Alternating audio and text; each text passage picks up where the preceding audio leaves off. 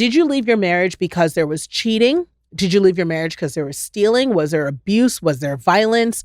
Like, was there a major inciting factor that caused you to leave your marriage? And the categorical answer to that is no, like for me. Yeah. But your situation was a little different. So Steve and I got married and we had like this idyllic first year of marriage. I always say, you know how people talk about the first year of marriage, how it's so hard, and we didn't experience that. We had this really honeymoony, like yes, kind of continued. Like it was so fun and easy. It wasn't hard to be living together. Kids, girl. Yeah, really. You didn't have kids, and you could now have sex. Okay, these are the two things. It's great. It was working. Okay. And what is so funny in that is the fact that 6 months into our marriage, so even though we had this beautiful first year of marriage, as I always call it, 6 months in, I opened up our laptop, and at that time, you know, like pop-ups would come up on your laptop. I remember all the time. those. Yeah. They actually, wow, that doesn't happen anymore. Talk about aging ourselves. Yeah. Like, not that we just didn't say we have like 20-year-old kids, and but it's you know. so great that we're aging. Like, it is. What a yes, gift. Glad to be here. And all these pop-ups come up, and it's all porn. And I'm like, okay, I knew he looked up porn occasionally, but the thing that's surprising here is it's all men. There are no women in sight. And I was just like, okay. Wait, so, okay, I just want to pause on this for a second because you've lived your story, you know your story. So I know that for you, you're like, I have told this a million times. I know it is. But for the rest of us, right, you know, I don't think in different families, they have different beliefs around pornography, things like that, right? 100%. You know, and so for some people, finding porn may not even no be big so. deal. For other families, even finding gay porn or porn that is of a certain niche or persuasion might not faze them at all, right? Because that may be the nature of their relationship. Are you saying this was not the nature? Like, you guys didn't watch porn together? You did not have porn? Nothing like that? So the porn alone was shocking? Yes. Porn was very much frowned upon in our church and still is. Like, the viewing of pornography is very much a shameful thing. And so Steve had disclosed this to me before we got married because he's like, I've always been scared to share this with my wife. I want to be upfront and honest with you. He shared this with me like... He viewed it as a struggle for himself. Like 2 days before we got married. Now, seeing the gay porn, I was like, oh, this is a whole nother beast that I was not expecting. So that wasn't what you expected at all. So and Steve came home from work that evening and he's like, he knew instantly something wasn't okay. We read each other very well and he knew what it was. Like, he wasn't oblivious. Were there kids in the picture at the time? No. We were 6 months in. And I had fertility issues. That's a whole nother thing. So you'll be back. She didn't come. A lot to talk about. She didn't come for 5 years. Yes. And so we're having this conversation around, hey, this is what I found on the computer. And I asked him, I said, are you gay? And he was like, no, I'm not gay. He had convinced himself, he was in extreme denial. He had convinced himself that it was better to just look at men than to disrespect women. So in his mind, he had created this story because he could not be gay. In his upbringing, in the things we believed in the church, like, it was just not a possibility for him to even think that. I just don't know how I would respond. And I don't know if this is like a woman intuition thing, but when you looked at it and you saw that he was looking at male porn, there was no level of, maybe he just likes looking at gay porn, which I know this may sound naive, but, you know, or maybe this is just a preference or it's like seen or niche or whatever. Was there something else that made you think, oh, my husband is also gay? It was just a gut reaction of I'm pretty sure who my husband is. Like, I'm pretty sure this is his truth.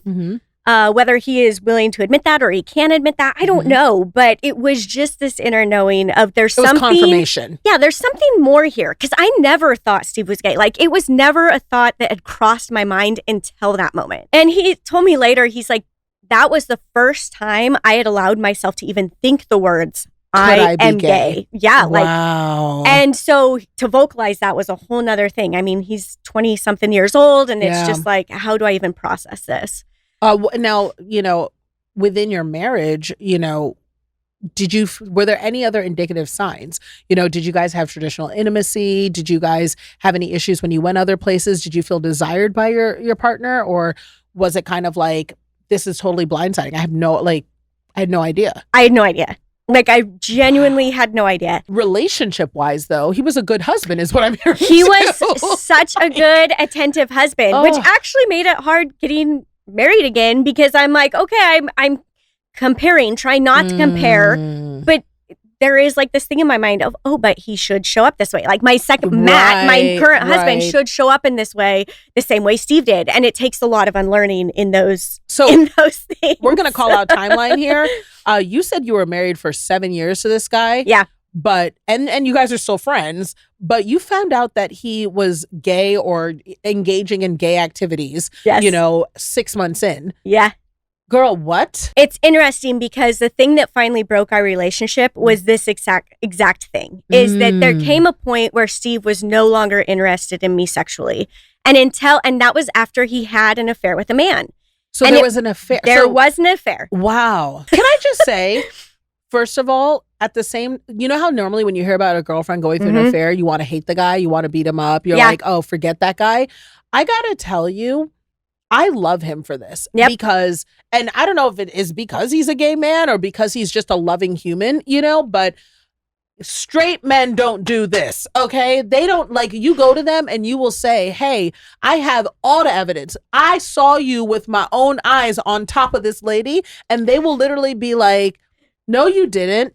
That's a body pillow that I just got from Costco. They will have a whole story. Like, and when I tell you to come clean completely, like when I was going through my divorce, one of the things that my therapist said was, in order for you to feel safe and trusting your relationship, you need to feel seen, heard, and understood. It doesn't mean that people can't come back from an affair. So for those of you listening, it doesn't mean you can't come back from it. It doesn't mean you can't come back from any form of mistrust. It's just that if you don't feel like the person understood what they did and understands how it hurt you, then you aren't in a position to move forward and seeing change behavior, because you'll always have that, could they do this again? I think women are basically gaslit our whole lives to not trust ourselves. I say it starts, like, we are the first person we are taught not to trust by well-meaning adults in our lives who are saying, it doesn't hurt that bad. You shouldn't feel that way. Don't wear that. Like, all of these things that we're like, oh, I must be wrong. I can't trust my inner knowing. Something is wrong with me. And so I need outside validation that things are okay, or that this is what I'm supposed to do. This is the way I'm supposed to go. So my gut is loud because I have for years not given into that. Like, even as a kid, I didn't give into this messaging that I didn't know what was best for me. And gratefully, I had parents that allowed that. And raised in a Christian religion where they encouraged me to still trust myself, where often in Christian religions, it can be suppressed. It can be suppressed. And again, it's not a monolith, but it's the thing. There was a deep emotional connection that I think pulled us through that time, that allowed us to have a really good sex life and enjoy intimacy. Those things. And I would, like you talk with your girlfriends about sex and all of the things. And I was like, man, we are having more sex. Way more sex. And more connected sex than other people because we knew each other. Right. And so it opened this door of safety. Right. And so there was this aspect that got us through until the affair. Until it didn't. Were you angry? Oh, there were moments of anger. I'm not as angry as a lot of people because I owned my decisions in this. I owned that I stayed married to a gay man knowing he was gay. I owned that I had a child with this man knowing he was gay. I made all of those decisions. And so while I can be angry and frustrated, sure, like, you need to feel those and let them out. It was an emotion I sat in like a lot, like tends to happen. And that's okay. Like, we have to feel it. Not everyone knows how, Yes, but we're afraid, especially anger. Women are really afraid of feeling angry. Because we're told not to be angry. It means so many things about us. And so we carry this fear of just allowing ourselves to feel it when then we could be done. Yes. I'm like, feel it and be done. Yes. I have to tell you, saint girl, you are a saint. The fact that he is, the way they would have me in that jail. Oh, wow. Okay. In Jesus' name, I'd be in jail. Okay. So let's talk about how you freed this man I mean, you were such a good friend to him. Yeah. Because you managed in this thing that is very much still happening to you to say, what is best for my friend, to show up for him. Yes. So you freed him to go off and live his life completely, but still, be a father, do all these other things. For sure. How did you not feel? I would feel so lonely. How did you feel? What were you doing? What is the next day like after divorce? It was a lot of owning my independence, my strength, taking time to just feel and owning that, you know, some days I felt amazing and I was like, I got this. And other days I'm showing up at my parents' house. I'm like, here's my child. I'm leaving to go for a 5-hour run in the hills. I cry. Yeah. But it was just whatever, taking what I needed in those moments and trusting that life was going to work out if I showed up like with love for myself first and love for Steve. And Steve was dealing with all of the things he was afraid of. Sure. He, you know, family that was just like, you can't do this. You need to try harder, pray the gay away, like all of that messaging.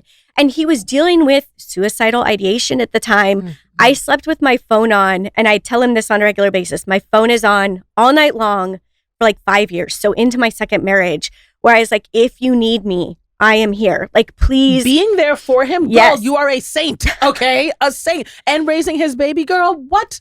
This is bananas. Like, I mean, amazing. But I always say, like, Steve was there for me too. Yeah. Like, even though these were his actions, again, I made decisions that got me here.